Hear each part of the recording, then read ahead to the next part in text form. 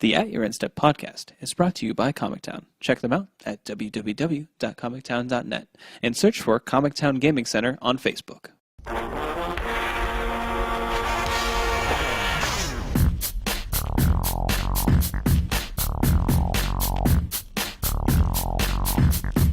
Hello, and welcome to At Your End Step. My name is Morgan, and I'm here with Dave. Hey. And Mike. Yep. And we have another fun-filled episode for you today. Have a few community topics, and thought he was asking a question. Yep, I'm here. We're here with Mike? Yeah, Mike? yeah, you're here with Mike. Sorry, I didn't mean to end that with a question mark. My bad. So we have a couple of community topics that we want to talk about, and then a couple GPs that happened over the weekend, as well as Mike and I attended a PPTQ as well that we wanted to talk about here real quick. And then we had Star City Games Providence. So we'll be talking about those, and then we have a question of the week, and then our typical wrap-up stuff that we cover at the end of the show. So let's go ahead and get started with the community. So, not a whole lot of community segments, but we found a couple gems that we wanted to share with you guys. The first one being a Hasbro released their quarterly report. Basically, it was a something that we want to take a look at, just for the sheer fact that Magic is mentioned pretty heavily. And Corbin Holsler actually wrote a lovely article kind of expounding upon this. Yeah, he took the sheet that had all the information on it and then said, here's what it means for Magic. Right, correct. Which was pretty nice, because I tried looking at the sheet and it got really boring very quickly. Yeah, there's a lot of And My Little Ponies and percentages. And there's a lot of stuff that you just don't care about on there, but specifically the Magic stuff, and it does paint a pretty positive picture for Magic the Gathering as a whole, which is great. If you guys had even followed any sort of information about this, they were comparing numbers between Dragons of Tarkir releasing comparatively to Journey. It was so last year they said their numbers were inflated a little bit. Yeah, because the new release date for Dragons put it into the first quarter this year, whereas last year Journey of the Nyx fell this into the second quarter. So all their sales were essentially based on Born of the Gods. Right. Oh. Yeah, that's not a set you really want your sales numbers to be based off of for a quarterly report.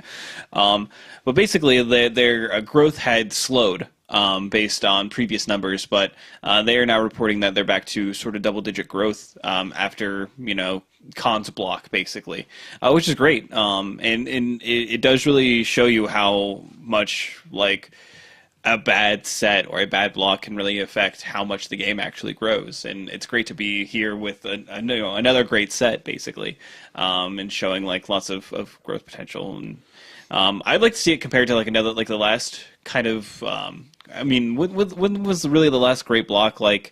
Maybe Zendikar. I mean, that had 3 consistently good sets that people were excited about.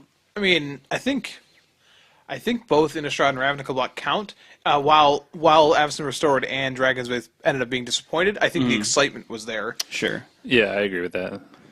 Fair enough. Yeah, because it seems like with the 3-set block, they've always kind of had a set that has kind of fallen flat. So, but I don't think that would be an issue anymore. No, and I don't think it was an issue with Khan's block, in all honesty, which is a great way to kind of set off the as we've said before, kind of set off this paradigm. And it would be interesting to see if they were going to continue with it, because I think they kind of hit their stride with it. But now we'll never know. Yeah, I think the worst thing you could say about Khan's block is that Fate Reforged just didn't have enough time to really shine, in its own light. But doesn't mean it was bad. I mean, it's... No, not at all. I mean, when you take a look at actual Khan's block and how many cards actually transition to older formats, it's insane. And you don't normally see that, with newer sets. You'll have one or two cards that kind of transition into modern and legacy, but actually having cards that were released that were just banned pretty much months after release is pretty awesome to see. Actually, they're pushing power level for their sets and taking risks still. Yeah, I think this block as a whole just kind of hit on a bunch of different levels. Like you said, there were a lot of cards that are now played in Legacy, like something like Dig Through Time. So it's affecting every format. It has casual appeal because people like dragons. Draft format is good. It's kind of hit every check mark that you need to hit. So. I'll be interested to see what the growth looks like at the same time next year when they're firmly into the two-set block model. Mm-hmm. But it's always good. It's a good sign when Hasbro's like, yeah, Magic's shown enough growth that you can do what you want. You guys, if you want to change things up, change. There's no it doesn't seem like they're getting a lot of pressure there. And there was also this idea in this article about how Hasbro just wants Hasbro's just sort of letting them do whatever they want. They want it to get to the point where they will have the blocks coming out consistently at the same times, and then the movie comes out, and then it's oh man, let's go see the Magic movie, and then buy Magic cards, and then buy a Jace action figure. That's exactly what he said. And Hasbro's like, yeah, that's what we want. There is definitely a heavy emphasis on kind of spinning Magic into a brand that appeals to more than just the age that's shown on the cards. Basically they want kids to buy action figures so that they get into Magic as sort of a property and then eventually grow into the game, but have different access points basically for the game of Magic that aren't just actual Magic cards, which I think is very compelling to consider. I can't wait for Planeswalker Guess Who, personally. Yeah, I mean that'll be great. Does he have one eye? It's a Johnny, isn't it? Did he have a terrible card made of him? Oh, it's probably Tibalt. Oh, so sad. There's a couple who might fit that bill, unfortunately. It's probably Tibalt, though. Does he have a really cool one, a really bad one, and then another really cool one? It's Sarkhan, isn't it? It's Sarkhan, isn't it? And now they also do comment on improving online the online experience, which is a far better statement than saying we're satisfied with the current state of online play, which is something that Corbin notes. Yeah, that they've said previously. So I think that is good. That please improve something. Look up what the word improve is, the definition of it, and then implement it in your actual software instead of saying you're going to do something and then not doing it. Or, quote unquote, improving things. So, all in all, for Magic even to really be heavily mentioned in this is pretty positive because it is something that is pretty huge for Hasbro. Because Wizards is a subsidiary of Hasbro, which owns a lot of properties, including things like Transformers. So when they're like, Transformers is a big growth, Magic even bigger. It's yeah, Magic's bigger than Transformers. Take that, trucks that become robots that also become trucks again. Eat it, Optimus Prime. All right. I thought that was going to get a laugh, but nothing. All right, no. That's fine. Well, the listeners are laughing. Let's go ahead and transform into the next segment. Thank you. That's a lovely transition. The next thing we want to talk about is, Reed Duke has been writing for Daily MTG, and he had a great article that came out on April 20th about win more cards. Now, depending on your level of the game, this is sort of an idea that many competitive players get introduced to, that cards that, are splashy, are big, are powerful, but are simply just win more cards. They don't necessarily make you, win any more games, but they do make it so that it's an excessive way of winning, basically. So something you don't necessarily need to win. Yeah, honestly, I put this in here and I want to talk about it a little bit for two reasons. One, if you have not been reading his level 1 series, yeah, it's very good. I'm sorry, Michael J, but Reed Duke's been killing it. These articles have been informative and really just taking one tenet of the game and just going with it. But this one really caught my eye, that idea of the win more cards, because I think it's a big turning point for a player. Like when you go from casual player who's well, this card's really good, until finally going, well, I don't know if I need it. And one of the cards he mentions very specifically in here is Crucible Fire, which is currently standard legal and was quote-unquote a plant for Dragons of Tarkir, which is dragon creatures you control get +3/+3. It was a $5 for $6 card at one point, because just on casual, dragons get pumped, which is cool. And yes, it makes you, he even says in an article, Crucible Fire can add 9, 12 power to your side of the board. That sounds great. but why do you need it? Your dragons are big. Like, take a look at the dragons that are seeing play right now. You don't need this. And obviously, if you're sitting here, you're a competitive player, you're like, well, duh. Well, I want you to think for a second. There's definitely a moment where you didn't think duh. And addressing this in the way that he addresses it, I thought was really impressive. So I was trying to think of when I first like looked at a card and said, I don't really need this to win the game. And I'm going to be very honest, it might have been like playing like a red like metalworker deck, like a casual deck used to like play at like the lunch table, and like looking at like the 5th or 6th burn spell, like the X spell, and just going, I don't think I need all of these. Pretty sure I can just play the deck and only have this one.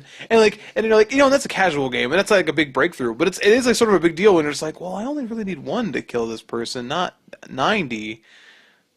So I could build my deck this, and it just leads you to, it leads you in a different direction. So I think it's such a critical thing to recognize. Like, hey, I'm going to play Slivers. You know what I should also play? 4 copies of Coat of Arms, right? If you don't remember Coat of Arms is like each creature you control gets +1/+1 for each other creature of the same creature type on the battlefield, right? So if you have like 3 Slivers, they all get +3/+3, and it's all insane, right? Which is really cool, but it's also a 5-drop artifact that you could sort of tell like oh man, well I hate to tell you, your Slivers are probably pretty good if you just cast them all on curve instead of trying to play 5-drops that make them somewhat better. So this is one of those cards. So can you think of the card? Can you think of a card, Dave, that you like assessed? Is this too long ago, or were you just always too good for like? Nah, I'm too old. I don't remember. I mean, I think a good example would be like if you were playing a control deck with too many win conditions in it.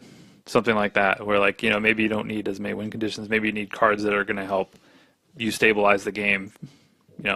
I think this kind of goes along with part of the skill in Magic is assessing games. Like even when you win, you kind of want to be critical of like well, what's really causing me to win?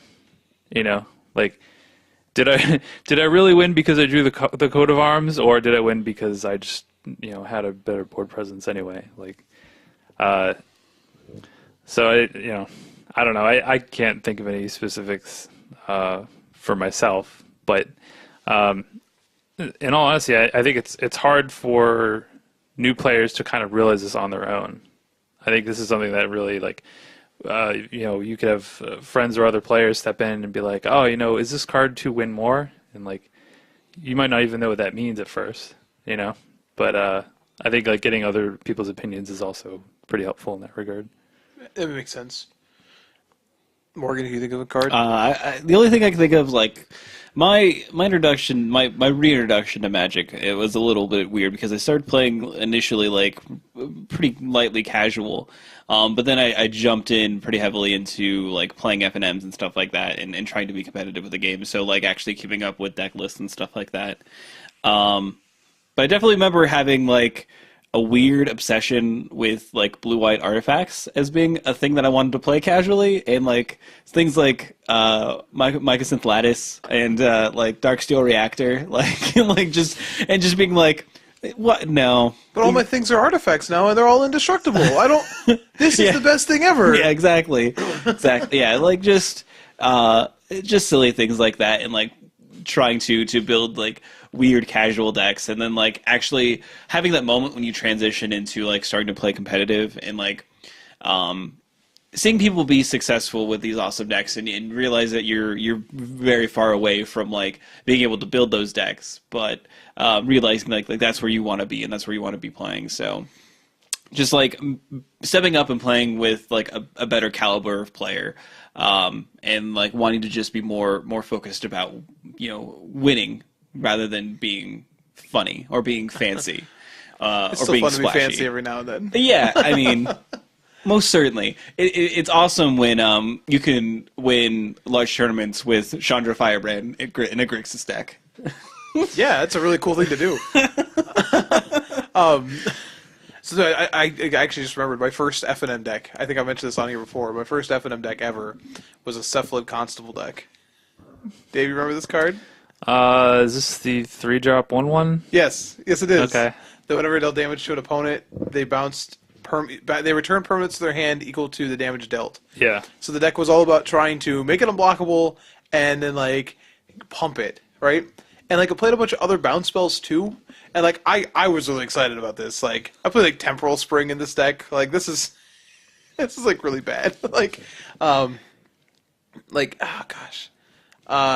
And I remember like going in there and doing this, and I had some people like help me with the deck and just be like, "Well, you're playing some of these creatures that are good creatures." And I'm like, "Yeah," and they're like, "And you have like these bounce spells." I'm like, "Yeah," and they're like, "So you can just like bounce things and attack with these instead of attacking with this bad creature." And I'm like, "But it's a cool creature," and they're like, "Yeah, but how does it win the game? It attacks for 1," and I'm like, "But it bounces things." It's just like, "Oh, you're just an idiot." Like, yeah, but see, would you have realized that on your own? I don't. Or did it take other people like be like, is this really necessary? No, probably not. No, and I ended up with an OK Play group, which is the same thing you're talking about. Yeah. But like looking at a card like that now, where like Stuffling Constable still like in my mind sounds really cool, but knowing that it's like okay, that's not gonna happen. You know what I mean? Like maybe I'll make a Tiny Leaders deck around Stuffling Constable though, for old time's sake. So it's interesting to note here the one card that he really specifically mentions in recent Standard is Narset. Yeah. The Narset, and this is his exact quote, which is why, again, Reed Duke has just been crushing these articles, which is really impressive. But one could argue that the reason, and I'm paraphrasing, that Narset isn't seeing play is because its abilities lend themselves to winning games by more instead of winning more games. And yeah, that's not just a witty turn of phrase. Like, it's actually really impressive. I played Narset and really enjoyed playing the card. Like, it's very powerful, a couple weeks ago in Esper, but looking at the Dragons list and testing them a little bit, like I have to just cut all the Narsets this weekend. They weren't doing anything, and I guess I'll get into more stories with what happened without playing Narset. But it was very good compared to others who were playing it. So it's just one of those things that's hard to assess. Like the card is powerful, the card is good, and most cards that are win more are very good, powerful cards. Like they have effects that are, the reason they catch your eye is because the effect is like, oh, I want to do these things, right? I mean, my favorite card of all time, I've said multiple times, is Booby Trap. You want to talk about a win more card? Booby Trap, okay? I've long since moved past it, but still scratches that itch in my head where it's like, well, if I could just do this. Yeah, it's 10 damage. I mean, it's 10 damage, right? So, Booby Trap, modern legal. I guess my only point I wanted to bring this up and putting this in the notes today was you should be reading these articles by Reed Duke. Like, out of any of the articles that are put on the mothership every week, like, I like the lore, so I enjoy, Walking the Plains. Uncharted Realms. Uncharted Realms. I'm sorry, Walking the Plains. I like Walking the Plains as well. Oh, well, thank you. But, and some people like Mark Rosewater's articles, but his design ones aren't for everybody. But these articles by Reed Duke, as far as like play skill in the game, like I don't care how long you've been playing, they're helpful. Mm-hmm. They're well written, and just take a look at it. So, and try to think of the card. Try to think of a card that you used to really, really like playing, and now you know that it probably never actually helped you win a game, and just recognize you're a better player for it. Or if I've woken you from a coma and like you're really startled right now, it's 2015. You'll be okay. Get a new deck. All right. Well, let's go ahead and let's talk a little bit about the competitive things that happened over the weekend. So the big thing that happened over the weekend in our small demographic is that Mike won a local pre-TQ. The big small thing that happened this weekend. The big small thing, yes, correct. Yeah. The PPTQ I alluded to, I won. Woo! Yay! Woo! So I don't get to go this weekend to the RPTQs. I get to go to the one in June, which is nice because the one in June there's one closer. in Indy. It's much closer, so that'll be interesting. Plus, you get a little more time in the format, which is nice. But I played Esper Dragons. I was on the Shaheen Sarani list for a little while, and then cut the Narsets, went very close to the Channel Fireball PV list, made a couple of changes that I really liked, a couple I didn't so much. I tried to be greedy, and I played the 26 land version. PV said play 27. I should have played 27. I have since made that change. I still want it with the 26, but in some of the control matches, I felt it in a couple of games. I had to work pretty hard to make land drops. But I'm really, really glad that I read his review and read all of Adrian Sullivan's stuff about these control matches, because I definitely played two mirrors in the semifinals and the finals and felt like I knew it a lot better than my opponents did. I won the first game of the semifinals by decking my opponent in a straight-up mirror. Like, now, he had Narset. It was like a straight-up mirror, but he had a Narset or two, and then in the finals, it was Jordan Kennedy, by the way. Ding! He also had Narsets. So, and I felt like that was never, like, I felt like they didn't really get anywhere by casting them. So it felt like I made the right decision. But I definitely, like, decked my opponent in the semifinals, and I knew, like, after reading those articles, like, this is what it comes down to sometimes, and, like, had counted, like, halfway through the game, had just, like, counted, and, like, he caught on really quickly what was going on. Like, he wasn't, like, bad or anything in any stretch of the mirror match, but he had already, like, I'd already let some early draw spells resolve, like, some dig through times and stuff, and I got to the point where I knew that I could cast one more dig through time, and then still be ahead by exactly one card. And that's what it came down to. Like I was on my turn, he's like, how many cards in your library? I'm like, 5. And he's like, how many cards are in my library then? I'm like, 5. And he's like, okay. And I'm like, well, we're going to your turn. And he was like, right, all right, I'll scoop here. So it felt very nice to, like, have it, there's games like that where you feel very, very good about what you did, and you're just like, okay, this was sweet. And then one of the other changes I made was to put a Pearl Lake Ancient in the board. All PV talked about in his article is how you can't beat Pearl Lake Ancient if they have it in any other control mirrors. Like, well, I'm like, okay, well, I'm just going to put one on the board then, and proceeded to take the next game with the Pearl Lake Ancient. So it felt like a pretty good change. Jordan and I went to get 3 games in the finals.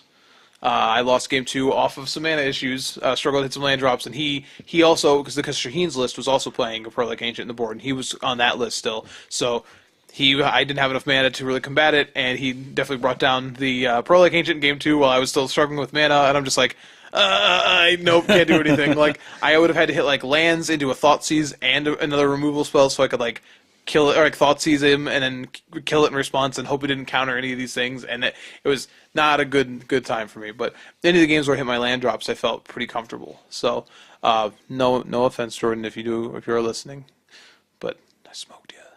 You never would have been able to live that down if you beat. Oh, I know, I understand this. I would have been. I don't think I would have been able to come to Cube Saturday night. Yeah, you would have been pretty broken. I would just be like, no, I'm gonna go hide. I know what's gonna be said to me. Oh man. So it's pretty awesome though. I feel really excited to get it out of the way really early this time.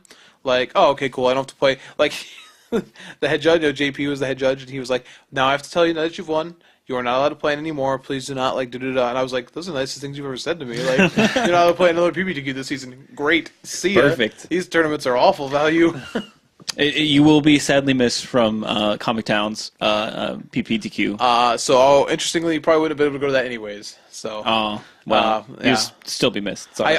Trust me, that's the only one I would really want to play in because it's modern. Yeah, it's modern. It's going to be awesome.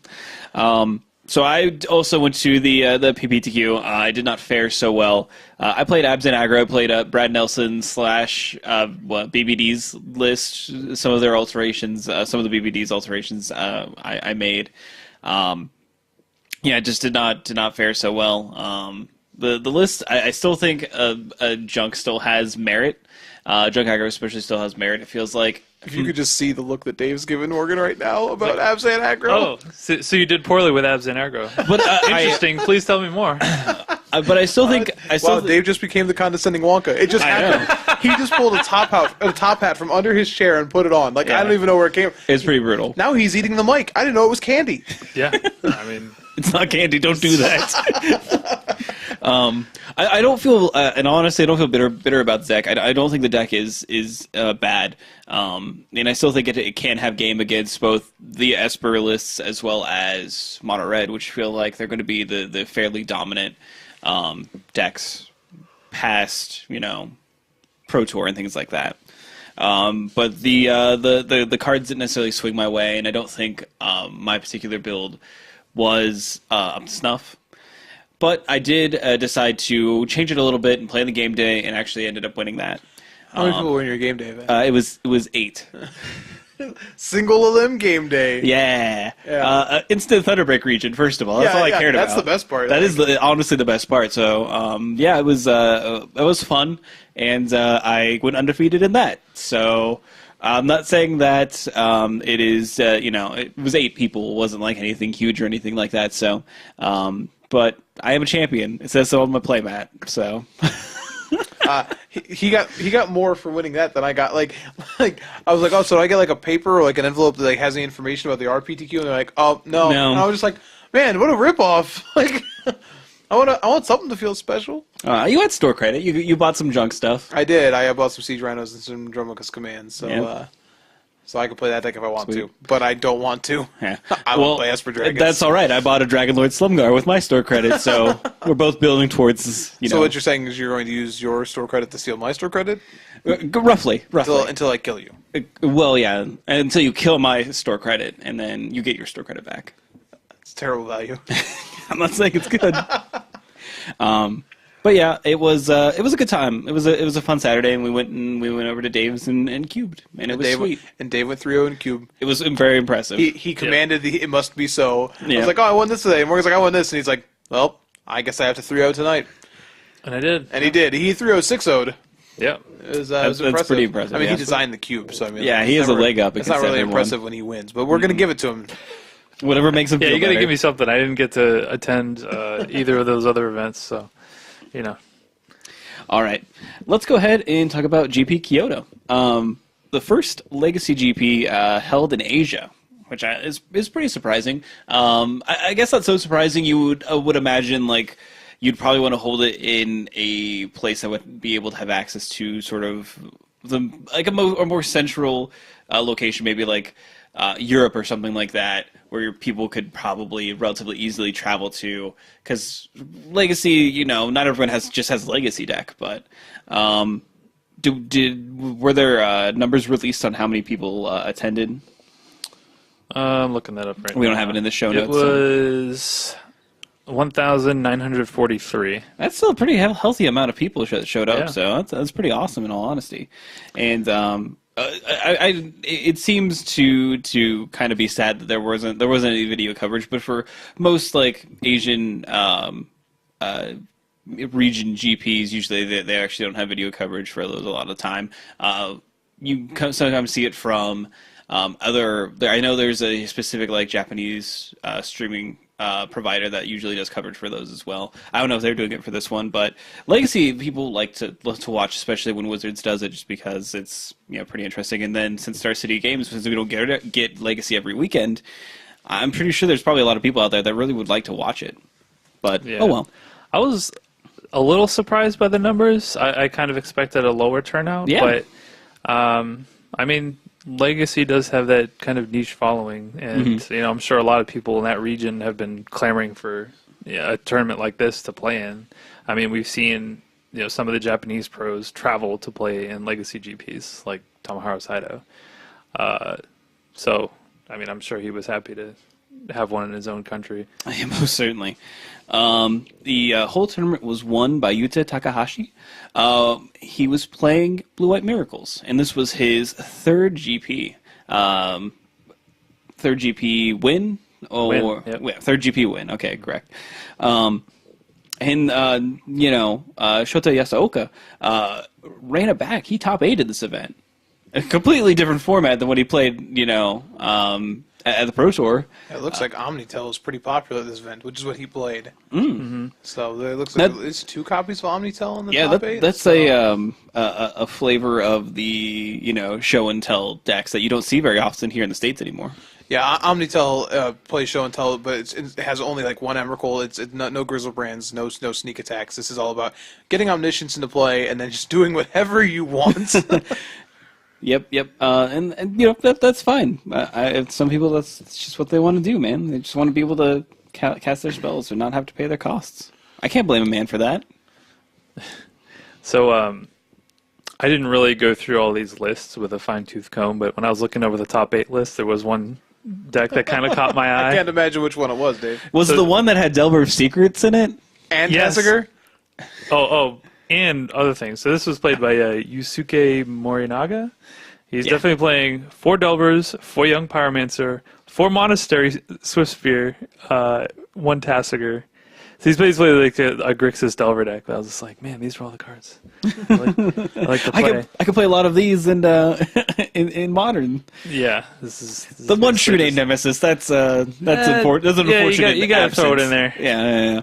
Yeah. Also, you can't play Days or Force of Will or Dig Through Time. All the Awkward. all of your spells.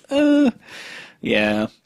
Oh well, yeah. But this is an interesting list. Also, it's important to note that Monastery Mentor top 8 at this event. Oh, yeah. Yeah, there were I believe some Miracles decks playing it. Yeah, Kazuya Murakami was playing for Monastery Mentor in his blue-white Miracles list. Yeah, he was playing Stoneforge as well. Yeah. So he was more like a Stoneblade / A little bit. I mean, it could just be sort of a plan B. Well, it's interesting for us. A lot of them actually do end up playing at least some of our Stoneforge Mystics because they play Batterskull generally. Mm-hmm. But it's interesting. I've seen the meta thing pop up a couple more times. Essentially, with Divining Top, you just make sure you draw a non-creature spell every single turn. That's just what you do. So your clock with if you just go Divining Top into a Mentor with any sort of protection, it allows this deck is normally very, very dirtily. It takes a very long time for it to win, the Miracles deck. And then interestingly, if you look at this version of it, it doesn't have a single Entreat the Angels in it. That is fairly interesting. This deck has the ability to playing Force Will to just slam a Monastery Mentor, counter your Disruption, and then literally go, I'm going to make a 1/1 prowess token every single turn and trigger prowess and everything else, and that clock adds up quickly. And I think it's interesting just to note because most people when you first see them if they go turn 1 Divining Top, in your mind you immediately go, all right, this is going to be a long one. We're playing for the long game. And then if they're just oh, by the way, Monastery Mentor, right? And you're just oh, right. The one thing that is interesting though, it does not. I don't see anything like bug here, so this deck really benefits from what seems to be, at least in the top 8 lists, a very small amount of Abrupt Decays. Yeah, because that card does throw a wrench in the rest of the plans. A little bit, yeah. Monastery Mentor definitely 3 CMC. So yeah, but it's still interesting to see how this deck can just sort of turn that corner really quickly. So big fan of seeing Monastery Mentor show up here, but a cool top 8. Yeah, definitely. Again, Legacy Top 8's not something you really get to see from a Wizards event, specifically. So it's great to see it, and especially in a place like Japan that has very unique meta games and deck builders and players that are very creative with what they do. You do get to see some very interesting tech that does come out of these. So Monastery Mentor. Fate Reforged All-Star getting that Legacy Top 8. Yeah, that seems like we've seen this before with Japanese players. They kind of latch onto one, not one specific card, but usually there's a card that really maybe is underplayed everywhere else. And just for some reason, I know Death Mist Raptor was something that was being bought up by a lot of the Japanese players before the Pro Tour. And I know Monastery Mentor... who was the player that played the Esper? Oh, the modern deck. Yeah. The one that Jordan's been on, actually. I forget his name. It wasn't Ichikawa, was it? Yeah, it was Ichikawa. Okay. Yeah, he played the in one of the Japanese tournaments out there. The Esper modern deck with 4 Monastery Mentors was really, really awesome looking. So I don't know if that's just something that they latched onto, but like you said, it's an interesting metagame. Mm-hmm. Yeah, it makes you want to buy Monastery Mentors because I only have one. And it's just got him. If that card breaks out anywhere, and it's from Fate Reforged, so it's middle set. It's gonna have that the middle set awkwardness of it being kind of always expensive. For when we take a look at Brahmas, it's oh, Brahmas, you're still way more expensive than you ever should be. So I don't know. I would think trying to pick them up, maybe not actively, but I think I'm going to try to finish up my set and just to have them. It's a card I could still potentially play. So let's move on. Let's move on to the GP that was actually in Europe, which was GP Krakow. It was standard, obviously, and it was taken down by Alexander Hayne. At Insane Hayne. Yes, correct. Which is the correct name. No joke. It's his 4th GP win. It's in 2 years. That's insane.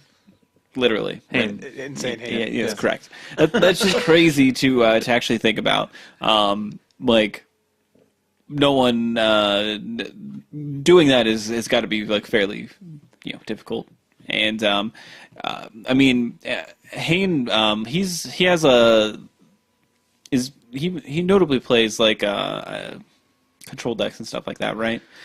He doesn't always play control decks, but he seems to always do well when when he plays does play control them. decks. I know 2 of his GP wins were with the blue-white, like Jeskai color, Sphinx's Revelation decks. Mm-hmm. And then he won his Pro Tour with the Miracles deck. Yeah. So. That's it's pretty awesome. I mean, and this was a relatively stacked top 8. So we have Apollo, Vitor Dama de Rosa, Robin Delar. They said Apollo like Creed? Yeah, Apollo Creed. Mr. T showed up and played Magic. And then Martin Mueller. Mueller? Yeah, Mueller. No, Mueller. Mueller. It's a U with an umlaut. That's what I'm trying to do. So it sounds like EU for the record. Yeah. And 5 people were Same party. Not 1, also. not 2, 5 not people. 3, not 4, 5. 5 Esper Dragons lists in the top 8. Yeah. Man, that deck's good. It was a pretty, and like we'll talk about the Providence Open top 8 and how just drastically different it is from this one, but you could see that the pros were definitely playing control decks. They were wanting to play this Esper Dragons list. Now, to round out the top 8, I'm gonna scroll through here and past all the Esper Dragon lists. I know that Sam Pardee was on he also top 8'd, correct? Yes. Yes. Yeah, he was playing and he was on Ojutai. He was on the Craig Westco band. Yeah, Ojutai band. And from everything that I've read about that deck, it seems to be that deck has a fairly favorable matchup for Esper, just due to the Dem Protector, Death Misraptor recursion engine that deck kind of puts forward, as well as having just Ojutai there as a clock a lot of the time. So interesting to see that list kind of show up. Now, there's also the blue-black dragons list. Is that counted under the Esper Dragons moniker? Okay, so this is deck. This is going to be something that you are going to. There was another Pro Tour top 8 list that was more closer to blue-black. That wasn't Adrian Sullivan's list, wasn't there? Showdown's deck. Yeah. This is going to be a little bit different. A lot more dragons though. Yeah. I actually don't like. This is Leo Schulhoff's deck. Yes. I actually don't like it very much. He's only playing 3 dragons and still playing 4 Scorns. And when we played 4 dragons, it felt like it was off. Like the 5th one was really important. I couldn't see cutting one. So this is much closer to blue black, and he's like playing. He's playing a number of Jason's Ingenuity as well. But and he's playing 4 Anticipate, which is impressive. But I don't know. Still playing 4 Silumgar Scorn here feels a little tricky to me. Like it's not as good as it would be. Now, don't get me wrong. Silumgar Scorn is a crazy, insane card. The card just does so much work. But I don't know. It just seems a little odd to me. So I don't know. Jeskai Token's also top 8. Yeah. I'm looking at it. Bartholomew's list. Lewandowski. Lewandowski. Playing a Mantis Rider, and so randomly, just one Mantis Rider. Like the Singleton Sarkin too. Yeah. I mean, the Singleton Sarkin, I don't know. Like, it's fine. It kind of gives you sort of a versatile card. That you might not have access to against other opponents, or you might not have access to in Jeskai. I mean, if you are still in on Jeskai tokens, you can go into this. But I will say this: I didn't watch a whole lot of this tournament because it was on kind of weird times. Mm-hmm. A little bit of a time difference there. I did see a little bit of top 8, and he had a camera match against one of the Esper Dragons lists, and it was not close. Yeah, it was a joke. Yeah, I can't imagine that being something that you'd really want to be playing. We had Elliot came in town for the PPTQ this weekend, and he's been on tokens since I put him on tokens, which feels kind of nice. So it's it's okay. But I was trying to explain to him I didn't think it was very well positioned, that's why I moved away from it. And he's like, no, I think my matchup against the Esper deck's really good. And then we played a bunch of games, and it didn't feel like it was good. He had a game we tested before the tournament started where he cast all 4 Stoke the Flames against me in a single turn, and then conceded the next turn. It was oh, I can't win here. Nope. That shouldn't happen, right? Yeah, that's So I mean, some of these lists are interesting. I've never been a huge fan of like building tokens with like a lot of one ofs. Like I don't like that style with that deck because I want consistencies. So I mean I don't know Dave how you feel about it, but I'm glad the deck's still doing well. I really like the deck. It's a fallback for myself. Like it's something I could easily move back into, but I don't think it's very good right now. Yeah, no, I will give it a little bit of a benefit of the doubt that on camera, I don't believe he drew any Just Guide Ascendancies. So it made the deck look a lot worse than it really is. Always, yeah, but always. That's kind of like just how it goes with that deck. Like if you don't have Ascendancy, it's very average. And especially when you're facing down something like a Silumgar the Drifting Death, for example. It's like, oh, that's just one card I just can't beat. Possibly win. Yeah, there's a lot of things that died to Slumgar's drift, if you will. I do want to point out about these decks though, and a couple of people have already mentioned this. That, like Jeskai tokens overall is fairly not. Like, I don't think it's very well positioned right now. But you do get to play two of the most powerful cards in the format. And as of right now, I don't remember who pointed this out today. It might have been our Relax's article. I'm not sure. But essentially, that no other deck really gets to play Treasure Cruise right now. Like no other deck, and the card's still obscene. So it's like you're essentially trading off. Like, yeah, we don't have an Ascendancy. It's not great, and you're trading off some percentage points because of a deck that's a bad matchup in the format. But the deck gets to do the most broken things on average compared to any other deck, which means it's always going to see play. Like if you look at any of the metagame breakdowns, I know you linked this, Dave, even for the Pro Tour, like it was still a healthy percentage of the metagame. When I say healthy, I'm talking like anywhere from like the 6 to like 10% range, right? But I mean, if one of every 10 players is on this deck in a room, then it's still pretty significant. And so I think it's one of those things where it may not be very good, but it's also the kind of thing where if like, hey, people start moving away from BioBlight entirely back into ultimate prices, right? Then this deck can all of a sudden just like show up out of nowhere and just take somebody out. So it's interesting to see it there, to still see it sneaking into the top 8. It's also interesting to see the Ojutai exemplars on the board. Oh man, So, I definitely played against a Jeskai tokens deck that was experimenting with exemplars in the board because typically with a lot of decks, the things that kill single target creatures aren't there, and so if you're planning on your opponent sideboarding how you think they should, then bringing in a really good X4 creature that they can't kill is pretty enticing. For sure. And no Ojutais, no Dragon Lords. Yeah, that is definitely an interesting shift. I think out of the list here, obviously Esper Dragons kind of shows its dominance, but I really think that the Ojutai Bant list that Sam Party played definitely has some merit. I know that Wesco recently wrote an article about it that has like a nice little sideboard suggestion and stuff like that. But I encourage people to take a look at it, and if you want to observe a list that does have the potential to have a positive matchup against Esper Dragons, if that is infesting your local meta, take a look at this.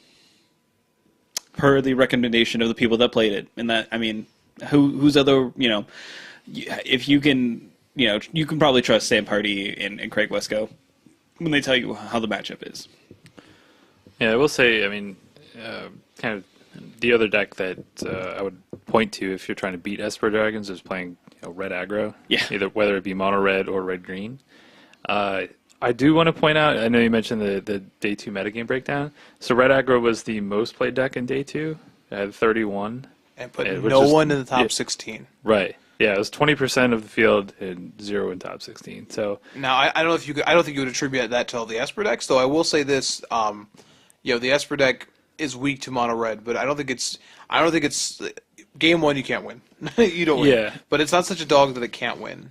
Yeah, I did notice if you look at the top 16, there's a decent amount of Abzan decks, and or like green-white. Yeah, and that deck destroys these aggro decks. Just Right. like oh man, kill your guy into Courser, into Siege Rhino, still essentially stops these red decks. And a lot of people are still playing Abzan as a way to fight Esper. I don't think it's the right way to fight Esper, but people like these decks. And as we transition to looking at the Open as well, Abzan's still super popular, which makes me happy because I consistently feel that Abzan aggro can be a little tricky depending on the build. Like I played against a Collected Company version, and like definitely lost a game just to a Collected Company at the wrong time. Just like, oh, okay, that's pretty good. But overall, like I've yet to lose to Abzan, but I could see how you could. But it's super popular, and if Abzan stays popular, then I'm just gonna keep playing. Esper Dragons and Abzan can eat up all the red decks for me. So would you say that that's kind of like the rock, paper, scissors? I think that's where we're at. Scissors metagame that we're at right now. So we have red Esper Dragons and Abzan. It's probably versions. like rock, papers, like, and then like the whole scissor lizard Spock thing. Right. Because you still have like devotion variants hanging out there as well, which I think are pretty terrible against the Esper decks, but also I think they're actually fairly good against a lot of the Abzan decks. So it's sort of interesting, and good against the aggro decks. So it's like, well, now we're on a whole different like outlier here. But I do think we're looking at essentially, I think we are looking at essentially a big four. You know, of red aggro, of Abzan, of Esper, and then of devotion. And maybe I'm being too broad with devotion because there's like 4 or 5 variations of it. But yeah, and even within devotion, you could then lump in the Deathmiss Raptor and the Den Protector thing, because that's what most of them are adopting as well. Heck, even the Abzan lists are starting to adopt that idea. So, I mean, it seems just powerful recursion. Like every deck, I think the Esper Dragons relies a lot on recursion too, with your own, havens. Card is so good, right? So I think like a lot of people are just turning for ways to like out card advantage Esper. In some facet, and like that's how the Den Protector, Deathmiss Raptor decks try to go about it. I will say this, the Esper deck, like the reason I think it's felt so good is, and the reason I'm so critical of blue-black control is because blue-black control still just loses games to random things. Like it draws poorly, it floods too hard, and it doesn't have anything to put away a game. Yeah, can't close out. Esper you just win games on turn 5. Like control decks can't normally do that, and this deck just like I can't tell you how often the play is to just like counter your thing on turn 4, and then you're tapped out, or kill your thing on turn 4 and like untap and just slam an Ojutai, and just be that's it. I have a Silumgar Scorn. I'm going to hit you for 5. I'm going to draw another Counterspell, and I'm going to lock you out of the game entirely. And I think that's the one thing where a lot of people are trying to attack the deck, saying, "Oh, I'm going to out card advantage it," but they don't act like Devotion's like, "I'll out card advantage you." Great. You don't have a way to stop me from killing you before your card advantage matters, which is a terrifying prospect from a control deck. Yeah, I definitely noticed that, like, just earlier tonight when we were playing some games.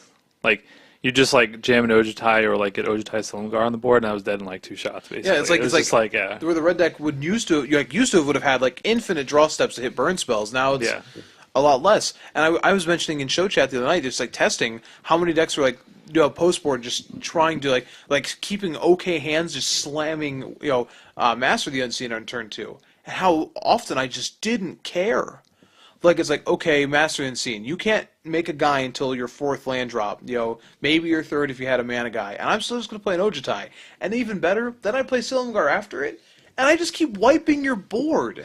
Like, a couple people said that enchantments are the way to beat this deck. It's possible. Maybe, I don't think Ascendancy is going to do it. I think, we'll have the right draws. Maybe Outpost Siege is the card that can do it. I would think I would fear an Outpost Siege as an Esper player a lot more. I know it's castling against me, that deck's not being played right now, but Master the Unseen does not. This is not the trump card you think it is. It just isn't. Yeah. So it's interesting. I think Ojutai Band has some cool things for it. I think one card that's not being touted enough for how good it's been, like you even saw it last weekend, is Stratus Dancer. Card is terrifying. Like it comes down like under a lot of things, and then just like if you're ever like, oh cool, flip this up, counter your removal spell, get back a Deathmiss Raptor, and you're just like, what?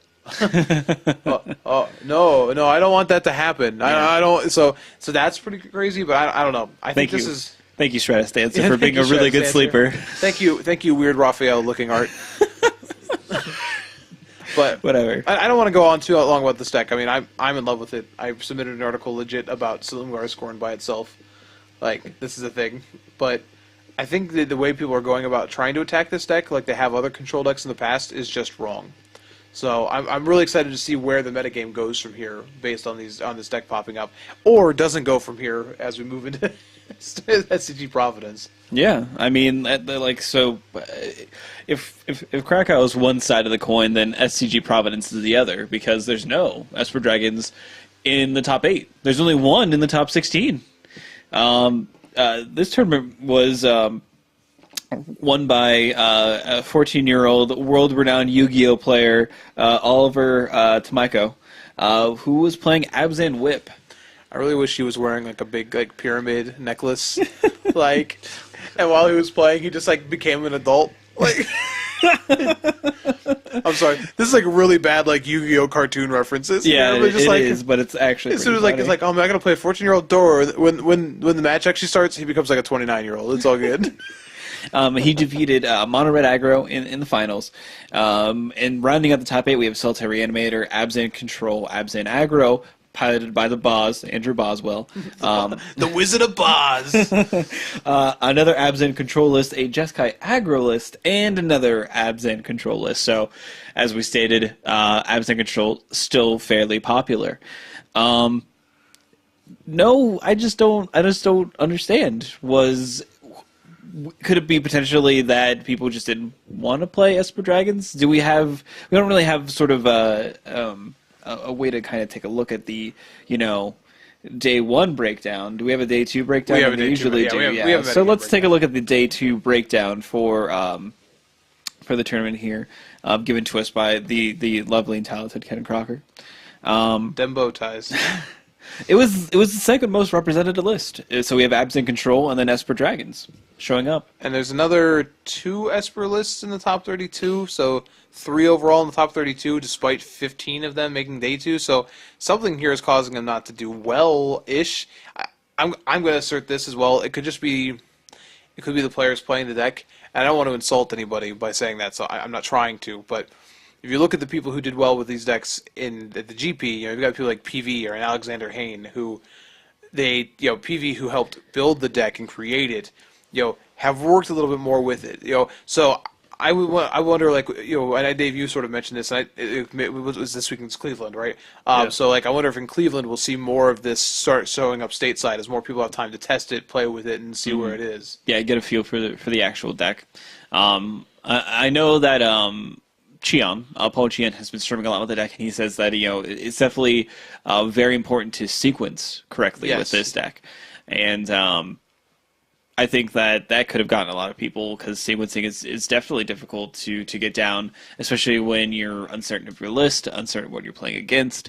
While I'm sure a lot of people that have been playing things like Sidisi Whip, Absent Control have had a lot more time to play with those lists, and they know how to sequence their cards, so they can probably beat an opponent who's on a deck that they may not know as well. But I mean, 15, being the second most represented deck on day 2 is still very powerful. Yeah, there were a decent amount of red aggro decks, though, at the top tables here. And if you add the Atarka red and also the mono red together, you have 15 total there as well. So it's kind of right up there with the most played decks. So, Yeah. I mean, you might have just seen maybe they got matched up against a bunch of red decks or something. That's true. The Absent Control didn't sweep up the red for them, and they had to face their enemy, their nemesis, as it were. Yeah. Definitely, depending on the Absent Control list, though, it's not even necessarily going to be a great matchup because the gentleman who finished second had his name here. Fourth. Peter Wen. Peter Wynn, mono red aggro. Yeah, he definitely just sliced right through 2 Absent decks on his way to the finals. So, I mean, that's one thing about mono red is it doesn't matter how you draw it up. Sometimes you just get obliterated. It doesn't matter what your deck's supposed to be doing. You can just oh, okay, well, I'm just dead. Miss a land drop. He's miss one. Yeah. So there are still some interesting decks here. I mean, it's mostly Abzan, a lot of Jeskai, surprisingly, which really did not do well at all at the Pro Tour. No, and it's kind of surprising to see it here. In all honesty, now I was on Jeskai aggro a lot previous to Dragons coming out, and its poor performance kind of made me, dissuaded me from continuing with the deck. But we have one show up in top 8, and then we have a couple more show up in top 16. It is pretty surprising to see, what happened with the deck, but looking at Noah Walker's list, it's definitely something that you could take a look at and potentially go from. He is not playing any Secret of the Ways, which I find to be very intriguing, and going full bore on Soulfire Grandmaster, playing the full 4. Ham sandwich. Going ham on them Soulfire Grandmasters. I don't hate that as much now. There was a time where I thought Secret of the Way was just way better. It's possible that Sulfur Grandmaster is just a better card now. I think just always having lifelink against the red decks, and being able to just always connect with lifelink, and then also giving your burn spells lifelink is super important. I don't disagree here. I still think in a bubble, I'd rather, like in most cases, Seeker's just a better card. But I do agree that given the way the format is, if you're playing a bunch of Wild Slashes, like if you like to try and beat the mono red decks, then like you don't always want to fire like Seeker asks you to fire Wild Slash off on your turn and allows them to, it's the same problem that Monasteries of Spear had, where it's like in like Modern Burn, where it's like, well, I want to hold the Skullcrack up, but I need to be able to get this extra damage in against you. And like Seeker, like I need to have lifelink, but to do it, I have to play this burn spell at an inopportune time. And Soulfire Grandmaster does let you have that leisure of just like, well, I'm going to pass the turn here, and then when you go in for this attack, like if you have Titan Strength, or if you're going to do whatever else you're going to do, in response, like a Wild Slash, so I get my value and I gain the life. So it does give you a little more freedom in that sense. I do think it makes you a little bit slower overall against any other deck.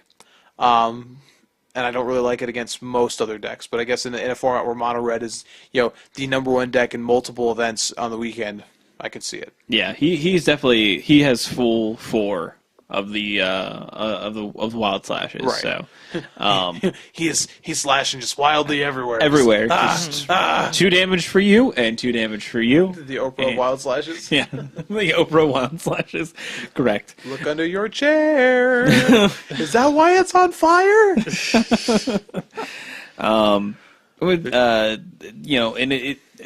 Something to even no, you can talk, Dave. Oh, I was just going to say, what do you guys think of these whip decks? Because we didn't really see a whole lot of these at I don't think my GP hair's long Krakow. enough for it. Oh, okay. You don't want to whip it back and forth? No, I can't do it. Oh. Not successfully. Okay. I mean, obviously it took down the tournament with Abzan version, but there were also a couple Sultai lists. There was one that made top 4, and I know Ross Merriam was playing Sultai as well. Have you played against that with Esper at all? So I've played against a couple decks with Whip so far. Overall, they haven't been terrible. They're really mana intensive, so you can play your removal in a way that it doesn't really affect you very much, and your deck doesn't really care about things like Hornet Queen. Like you're like, it's just like, oh, okay, cool, I'm gonna Wrath this away or Bile-Blight this away. I don't really care, or Silumgar it away. Like if they land an early whip, it can make the like if they have there's been a couple games where if they have a sequence of like a really good Satyr Wayfinder directly into a whip, it can be a little awkward because then they can have a stacked hand before they have to do anything. Yeah. But their removal still isn't great. They still can't really deal with like a Silumgar, and Ugin is really good against them. So most of the time they're playing Murderous Cuts and not Heroes Downfalls. So yeah, I'd be really interested to see how those matchups go. I really haven't seen too many of it. Yeah, I haven't played it. Yeah, I haven't played it myself, but I mean, we see Whip taking down the SCG tournament, and Esper Dragons being so dominant at the GP. I wonder if we'll see that kind of clash this weekend. That's fair. I actually think so. The deck that's sort of heralded as a way to kill Esper, and I don't know, I really haven't tested it enough, is Teamer. And there's a 10th place list here at the Open, which is the Teamer Dragons list. And I will say this list looks a little scary. One of the cards that's really good against Esper early on is Savage Knuckleblade, because it can't be Bile-Blighted, it can't be ultimate priced, so you have to spend a Hero's Downfall. And if they have like this list is not running Elvish Mystic, but they have like an Elvish Mystic or a Caryatid, then even Valting Vacation isn't very good, and that card hits for a ton very early. And then they just play so many threats. Stormbreath Dragon, Thunderbreak Regent. This one's playing Whisperwood Elemental as well. It makes your Crux of Fates really, really awkward. And in addition to this, even if you try to Crux of Fate, this deck is running 4 Stubborn Denial in the main as well. Yeah, that card seems absurd against you. Yeah, so I'm going to tell you right now, if you're looking to beat Esper Dragons, I don't know if this is the right number, because I always feel awkward when you're looking at like 4 Thunderbreak Regent, 4 Stormbreath, 4 Knuckleblade, and then 4 Caryatid, 4 Courser. It seems like your draws could be looking to do very disparate things. Like my Courser into my Regent is not a very aggressive curve, whereas your Knuckleblade into your Regent into your Dragon, your Stormbreath Dragon is like oh god, you got to get out of the way. So this deck's a little scary to me. The mana is okay in this deck. They usually can cast Knuckleblade, but like they have a lot of tap lands as well. So I don't know if this is the perfect build for it, but like this deck gets 4 Disdainful Strokes out of the board to go along with the Stubborn Denials, and they can just they can play Protect the Queen the same way the Esper deck plays Protect the Queen with Ojutai. However, this deck does it quicker. Yeah, it's just a little bit quicker on the board. So might be where I would look. I've seen like there was a Teamer Walker, like a Teamer Friends list. I think that even that it might have been Jerry T's deck of the day today from a Moto event, and like I looked at that and I was like, nah, this deck doesn't look like it's real. But I look at this list and then I'm like, all right, this one has me a little scary. Like everything, turn 3, turn 4, and turn 5 is really terrifying and looks like it'd be hard to stabilize against. So these lists have gone up and down in popularity, but this is a place to look. Interesting. And again, like we did mention that Abzan Aggro, piloted by Andrew Boswell, is here, and his list is always a little bit different. It's obviously a little bit different than what Brad Nelson played. He has like full 4 War into the First Trees. Like he typically starts a little bit lower, and he has a Thoughtseize main deck, and BBD was actually positioning Thoughtseize to be coming back to the main deck of the Abs and Aggro list just because of Esper and its prominence, and a good way to fight these type of control decks typically is through discard. Yeah, I think that's a really interesting point as well, because I know Boswell's been playing this deck for a long time now, and like you said, his versions are typically lower to the ground. He usually doesn't run Wingmate Rocks or anything like that. But I know recently he has not been playing Thoughtseize main, so that was kind of an interesting switch that he made for this particular tournament. I think this version is a really poor decision to play going forward. Okay, why is that? So it looks like it's set up better to be control, and it has like a bunch of Planeswalkers in the board and Duresses, and I agree with that. I don't know how this deck consistently could ever beat an aggro deck. I don't know how it casts its spells without killing itself. Like it's playing 4 mana. This one's playing 4 mana Confluence plus 4. No, I'm serious though. Welcome to Abs and Aggro. It's also playing 3 Brimaz, which that has not been that common in this list. How do you play turn 2 Rakshasa Death Dealer into turn 3 Brimaz? You know how you do that? 4 mana Confluence. And then how do you not just die then to like a Targus command? This is a deck where it's just like by the time they're like, okay, well I'll cast Siege Rhino to stabilize, and they just go, LOL, a Targus command, you're dead, and you're just like, oh, that's cool. I only had to pay 3 life to cast my Siege Rhino, so yeah. I understand how this works. No, I know, but this just seems the Brimazes just stick out so much like a sore thumb to me because they look like they're so much harder to cast than anything else. Like I don't. Can they possibly be right now? And he took 5th place, so I don't want to take anything wrong. Like Andrew Bob was very good. With he plays the deck masterfully, and I don't want to argue with his choices. I will say when I was playing it for I guess the brief period that it was, it's actually like a lack of good 3-drops for this deck to play. So like Brimaz makes sense that you would want more there. I could see just as easily here though, and I know it's not as aggressive. I know this is Abs and Aggro, but like in this version right here, I could see just as easily playing Courser in that slot and making your aggro matchup so much better right now, and your mana so much better. Like there's going to be so many times where this deck, blindly is going to try and lead off Llanowar Waste into Thoughtseize, and they're going to Thoughtseize their opponent, and they're going to look at 4 1-drops and a burn spell, and they're going to look at their hand and go, I just bolted myself to do nothing to your curve. And I'm dead already. Like, I'm dead.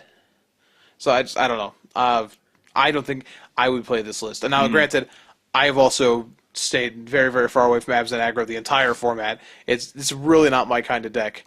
If I play mid-range, I need red in my mid-range deck. Like, I don't like playing the mid-range deck that gets you down to 4. Like, granted, this is Siege Rhino, but it gets you down to 4 and then goes, oh, time to draw Runner Thoughtseizes. Like, nah, I want to draw Runner Lightning Strikes. Like, give it up, yo. I definitely like the idea of Courser over Brimaz. I think like I don't know if that's something better for the theme of the deck, but it does seem like that would just like fix your mana a little bit and regain some life. I think that's an interesting concept. I think that the reason that you would want to play Brimaz is because it has aggressive stoppage implications, but Courser, like, it feels like it would do a lot in this list, and it may not be as aggressive, but It's an interesting concept. You're like trying to stabilize. Like you're like, all right, turn to a death deal. They're like, okay, wild slash it, crack in. You're like, all right, cool, Brimaz, and they're just like, all right, well, I'll just dash my heel cutter. Yeah. Cool, Brimaz, bro. I'm glad you took 2 damage to cast it. By fetching and tapping your mana confluence. Oh, you're just dead. Oh man, that's cool. It's a sweet game of Magic. But yeah, I think like it'll be interesting to see what Cleveland brings. There's definitely a lot of good decks out there, and we'll see if it's all Esper or if it's another Providence Open where it's just a whole bunch of things that aren't Esper. I don't want to be too cavalier here, but I think Cleveland's going to be full of Esper. I see what you did there. Boy. I see what you did there. It's very clever. Are you proud of yourself? I'm pretty proud. As long as you're proud of yourself. I mean, I'm not as proud as it was like the Native Americans are. I let him right into that. Also found in Cleveland. Browns. Brown. There'll be brown things there in Cleveland. Yeah, that's like buildings and stuff like that, obviously. Brown buildings? Yeah. We have brown buildings. They're a thing. Poop. Oh, boy. Poop is brown.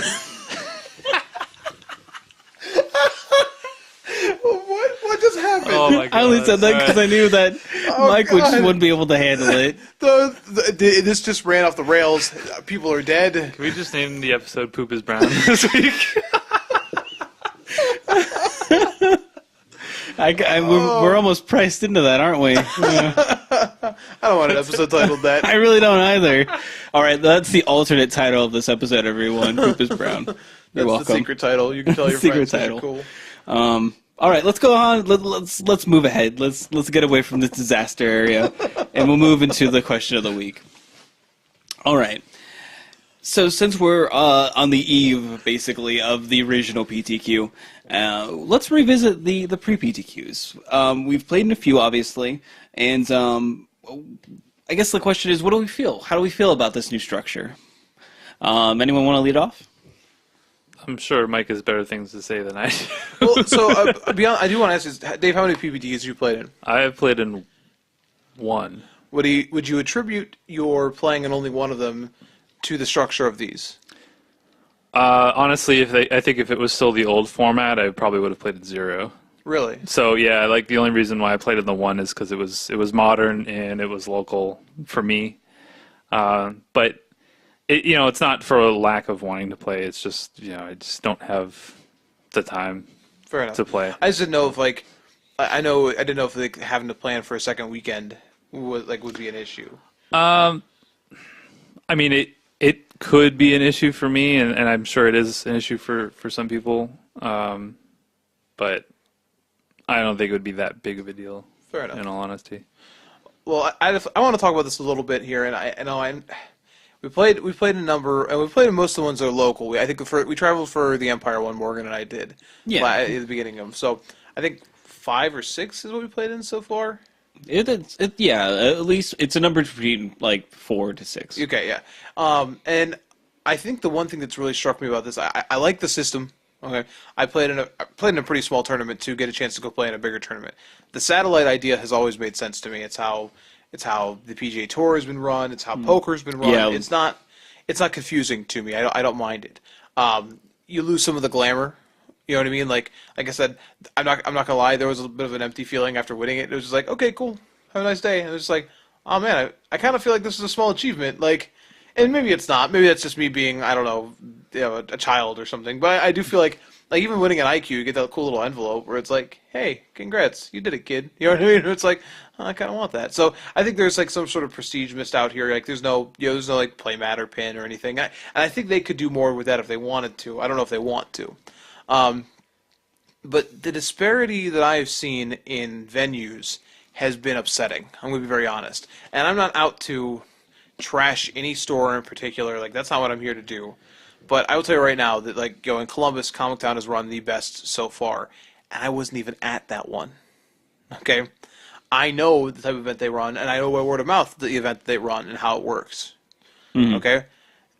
and for most of their events, they even run something bigger, but they didn't even have to. You know what I mean for this. A lot of the stores, though, not great. Not a lot of good planning for this. I'll be very honest. The store we played in this last weekend could not have held more than 24 people. That's how many seats there were in this place. To be allowed to run a PPTQ, you have to have run a 32-man event at some point. Now, they could have, that means they would have had to have gotten a venue outside, whatever, who cares? Maybe they're grandfathered in at this point, I don't know. But it was awful. It was awful to play in that space that was not really designated for that kind of play. And it ruined a lot of the prestige for this, and if that chased away players, on one hand, I guess that made it softer, so go me, I don't know, but it also means that it just less people came to play for that reason. And that's frustrating, because the stores that do a really good job, with prizes, and making sure you have a space to play, and advertising it so you know when it's coming, how much it costs, all of these things, the stores that do that get the same shout out at the end. Okay, I understand the difference is maybe the amount of money they made. However, that's not really true anymore, because how much more money is like a good store making on a 30-person PPTQ compared to the store that ran an average 20-man PPTQ. There's not a huge difference. It isn't like before where you could be the store that ran PTQs and command all of it. And I don't know, I find that a little frustrating. I feel like stores aren't getting rewarded the way they should be for running quality events. And maybe I need to take more, maybe that means, and I say myself, but anybody else who's had a negative issue with PPTQs, I mean, maybe I needed to be more vocal about it, not just on the podcast, but, through the correct channels. But it's just frustrating to know, like, oh, you're going to get to do this again, and you shouldn't. I mean, it's just me. Yeah, so I have a couple points to kind of off of that there. So this is still relatively new. Oh, very right. true. So we have stores that have never run PTQs, much less PPTQs. So this is still kind of a first run. So I'd say it's going to take time for people to get used to it and to know what kind of attendance to expect and things like that. Also, I mean, there's just a learning curve. I mean, you kind of saw this when they switched from when they had PTQs that were always run by the same regional TOs, right? And then they switched it to be like, oh, okay, now stores are going to run just PTQs. This is prior to the PPTQ. And that, I think we've all attended PTQs that were like, oh, they should not have, sure. the store should not have, gotten this. And now they've kind of even opened the door even more to even more stores that wouldn't even have run PTQs. So I don't know. I think it's just going to take time, but I do agree with you. I mean, it seems like there are some stores that I guess take it more seriously and are really looking to make it more of a big event than some others. Again, I've only attended one and it was fine, so I really don't have any complaints there. But I mean, you guys can probably speak to that more than I can. I don't know. It's frustrating to me. Yeah, you're right. It is new, and I try to take that into account. Obviously, the way the formats are going to work are a little bit different, which is nice. So the stores won't be able to do this. But I know one of the things that was brought up from a TO was the worry that some stores purposely wouldn't advertise, which we've seen already. Like they're just like, and I won't say purposely. I would just say they haven't advertised, but like purposely wouldn't advertise so that certain clientele would have a better chance at queuing, right? And that's bothersome to me. Now, at the same time, like I'm a person who probably benefited from that. This weekend. I'm being very honest, but it doesn't make it right, and it makes it really awkward that they have this whole system set up where maybe you're right. Maybe I'm putting the blame at the wrong point. Maybe Wizards does need to. I think they tried to be very sort of loosey-goosey with it at the beginning, like, hey, try this out, and maybe I will take some of my frustration through the proper channel to sort of fix that. But man, I don't know. I should, when I look at the same, when I think of like an event, like this should be run like this, and then go, oh, these ones have not, but these have. It's just frustrating. Maybe it's just a thing where like you expect a certain quality of event, and maybe some of the organizers or stores or whatever have not lived up to that expectation. But I mean, what are we supposed to expect though? I mean. I guess I just expected the level, like saying the level the PTQs were, which is unfair because that was one TO running it. And there's some experiments that people have tried this first time that we tried out. The Friday one that Fog local tried.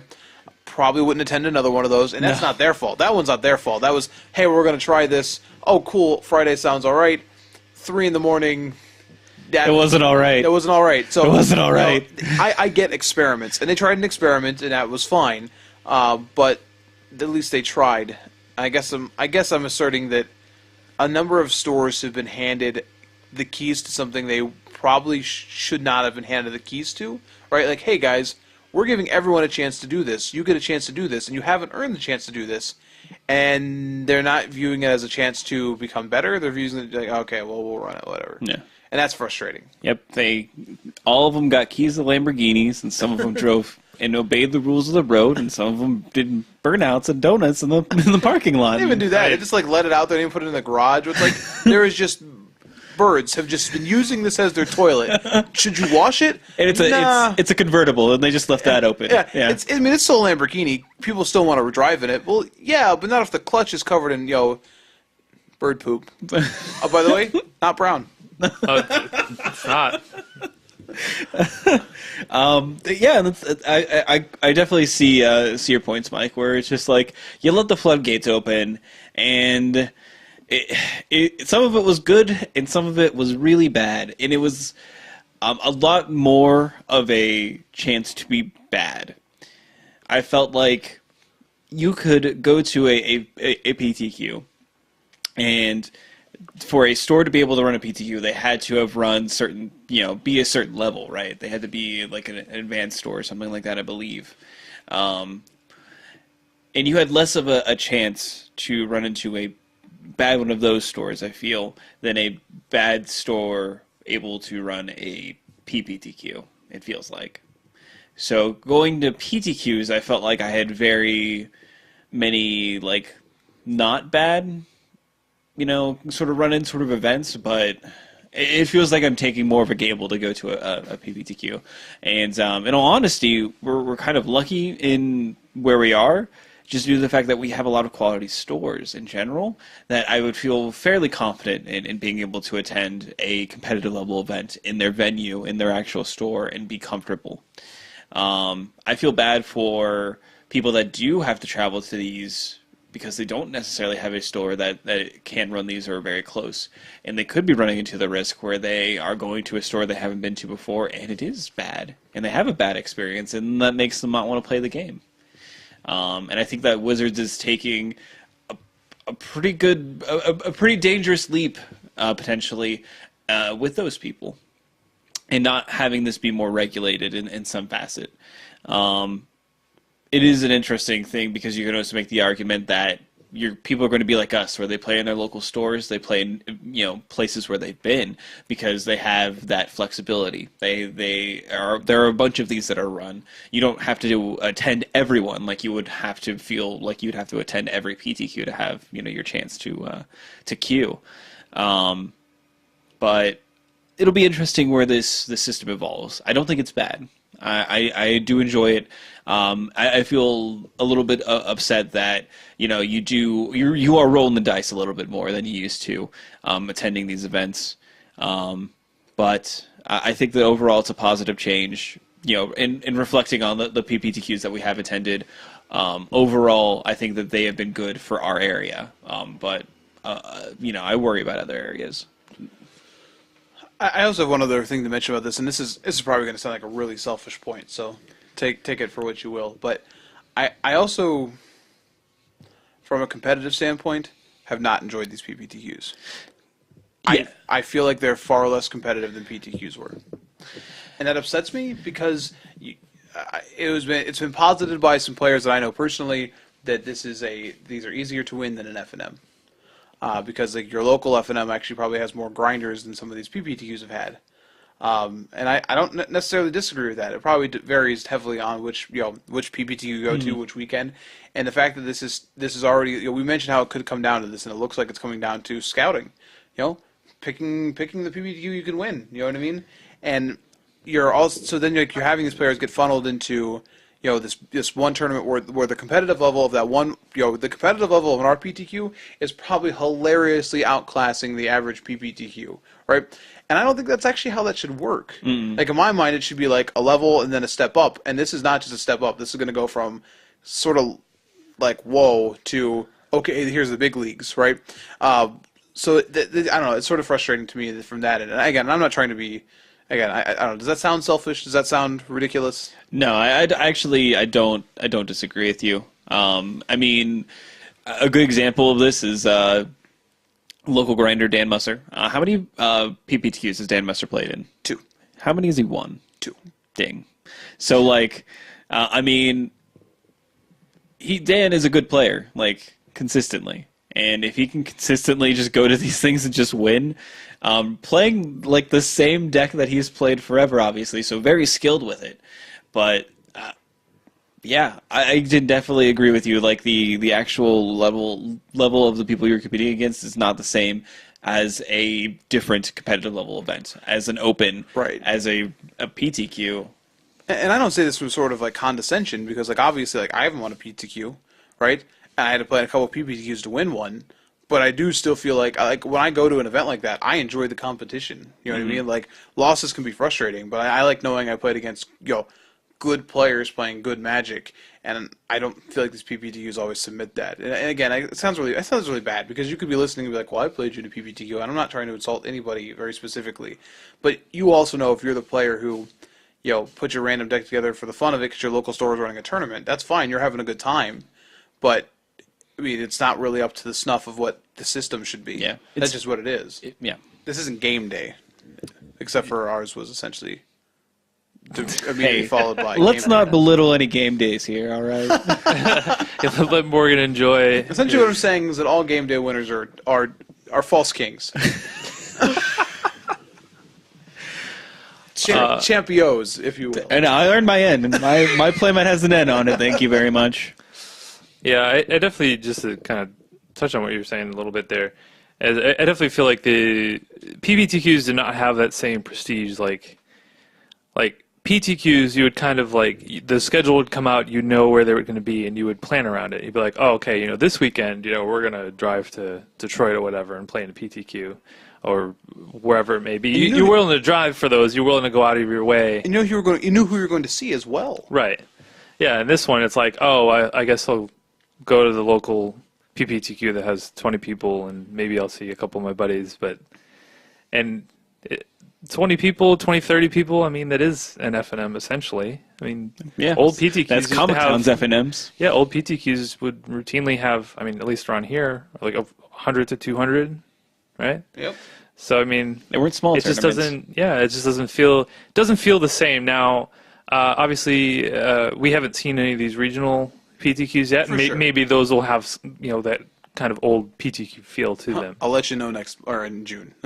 Yeah. I mean, I'd be interested I'll be watching Twitter. I'll be looking for feedback about how the regional PTQs are looking out. I'm sure that we can probably talk to Dan, see if he had any opinions about it. Yeah. Now, even some of those. Now, obviously, the Chicago one, I think, is going to be a pretty huge one. Yeah, that'll probably be the 8 round. Yeah, Philadelphia is probably like a more kind of centralized location where you're going to have a lot of players. But then you have other ones like there's one in New Mexico. Right. There's one in Utah. It's like, I don't really know how many they're going to show up to that. And you got people like, good old Michael J saying, that's where I'm flying to. And it's like, is that what we're doing now? We're booking flights to cherry pick an RPTQ, which I mean I don't fault anybody for trying to get on the Pro Tour the way you want to get on the Pro Tour. Like I am not so ashamed of well, I hate this system, so I will forego my I'm going to my RPTQ. Yeah, but I do feel I don't know I miss this a little bit. Like I don't want to be nostalgic after one season. But I do sort of miss that, like I'm going into a room and I know that like in Ohio, we have such a huge amount of Midwest players. I'm going to sit down and I'm going to go to a tournament. I'm going to see Adrian Sullivan. Not anymore. He's cute for a little while now, but and like Chris Anderson and Dan Musser and Bernie Wen and like Ray Perez, and, Ray Perez, Andrew Tenjum, Ben Weinberg. I'm going to see these players. I'm going to play against these players. I'm going to beat some number of these players. I'm going to feel good about it. And I don't see that anymore. Now it's opens if I'm going to see this, and I don't know. That kind of upsets me. Yeah. In retrospect now, saying okay, because I think before we were all very positive about this, and I still think this could be a good system, but that is something that I miss now. There was that feeling of hey, I'm going to meet Morgan here. Going to grab a monster. We're going to take a 2-hour drive, and we're going to try to bash skulls in for a couple of hours. And, yeah. we'll see what happens. Now it's like, well, Yeah, you have less of those. You just have less of those travel tournaments, and that bums me out. yeah. So I don't want to get this all like depressing and like let's share like campfire stories here, but like Yeah. I don't know. This is what I was feeling about when I wanted to feel ways about stuff, and I'm telling you how I feel ways about stuff. No, but I think that is like that's truly like depressing because I remember like traveling around a lot, and I was thinking about it today. Even I was like, man, I could really just go for like another road trip of just to drive like a couple hours away and like play Magic with my friends and like have a good time and crack jokes And listen to bad music in the car. Yeah, exactly. And now that there are less PTQs, you just kind of have less of that because I'm not going to travel 2 hours away for a PPTQ. Like no, it's just not worth it. There's already plenty here that I can play in. Right. There's no reason to travel for them, and yeah, it's just. It's a kind of a bummer effect because like we're not the kind of people that are gonna like travel, every weekend for a open that is XYZ miles away. We just don't have that flexibility. We have real lives that we have to be held accountable for. Unfortunately, I like how you're implying the other Magic players don't have real lives. You have a fake life and you know it. Yeah. Well, I mean, like we just aren't as flexible. We aren't as flexible as they are. And fat joke? No. Jeez. I don't mean it that way. I'm not flexible either. Oh, well, you might be fat then. Yeah, probably. Anyway, and not being able to do that and not having PTQs, like, we'll travel for the occasional IQ, Super IQ, what have you, but most tournaments we go to these days are just all local tournaments, and yeah, it's kind of sad. Sad times. I guess we just all have to win more regional PTQs then. More PPTQs to go to all the regionals then. I agree. You both should win a PPTQ. So Yeah. come with me to a I'm regional gonna try. PPTQ. Maybe. Good. I mean, you won't have to compete against me. Oh, Or well, Dan that's, Musser. well, that's good. Oh. Yeah, most certainly. Thanks, Dave. At least pretend like that matters. All right. Well, I think it was a healthy discussion that we had there.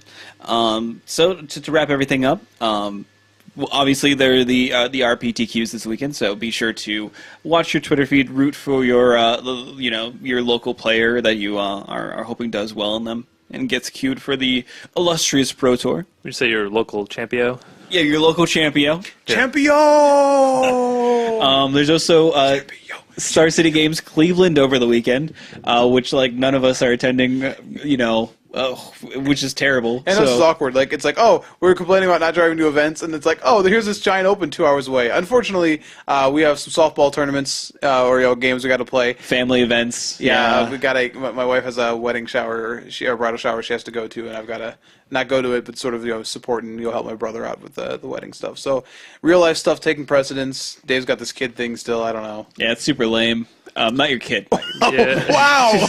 Thanks, Morgan. Life in general. There's so many ways you could take lame there as well. Just like she's got polio, and that's upsetting. I don't know. It's like an ancient disease, man. She's I got don't know what to lame tell you. legs, man. It would be really cool if your wife wasn't an anti-vaxxer, wouldn't it be nice? No, JK. No, I just meant like having like real life adult things can be lame sometimes. But I will have a good time with my family, and I might go Sunday. I might play in the IQ. I still haven't decided on that. You should go do it. The spirit of all of us. I'm pretty sure I'll be driving. Go play Infect. Like driving alone. Are you going to play the correct deck this time? Infect. Jund? I don't. No, Jund could actually be the correct deck. In all honesty, No, stop telling him to grindy decks. Make him play in a deck that attacks and only attacks. Has the Hellkite guy, whatever it's called. You need to play Infect. It's for your own good. But I don't think Infect is the right deck right now. I don't think I don't think it's positioned very well. In all honesty. What's the card I'm thinking of? Thundermaw Hellkite. Yeah, there we go. That thing attacks. It's hard. Attack. There are like two Abzan lists in the top 8 of the last. I just don't think that.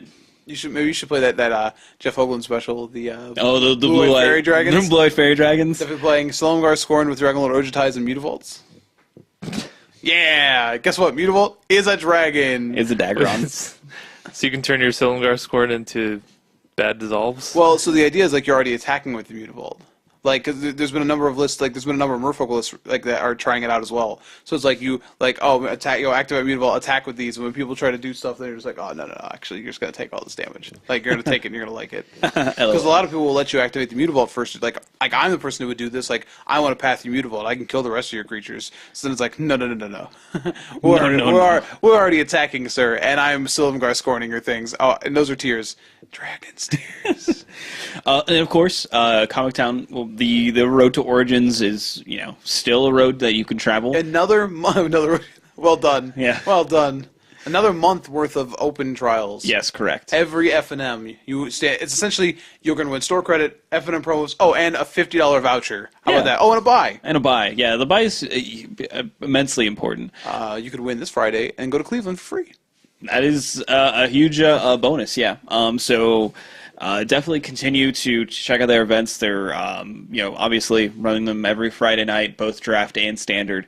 And then Cleveland this weekend, so if going to the Invitational at Origins is what you want to do, you have plenty of opportunities to do it. I think only standard is an open trial, though. Correct. Yeah, I want to make sure that's clear because I don't want someone to be like, at your end step says if I draft, I also win this, and then they'll be like, well, standard is the open trial, correct? But I'm just saying, both flavors are available. But if you want to, keep it at MV, get that buy, get that entry, play in some standards. We, of course, have a website. It's at yourendstep.com. Please check it out. It's linked right to our Libsyn page, which is how we upload the show. So it's a quick way to get to the episode. We're also on iTunes, so, subscribe to us on there. Podcast Republic, if you have an Android phone, please use that.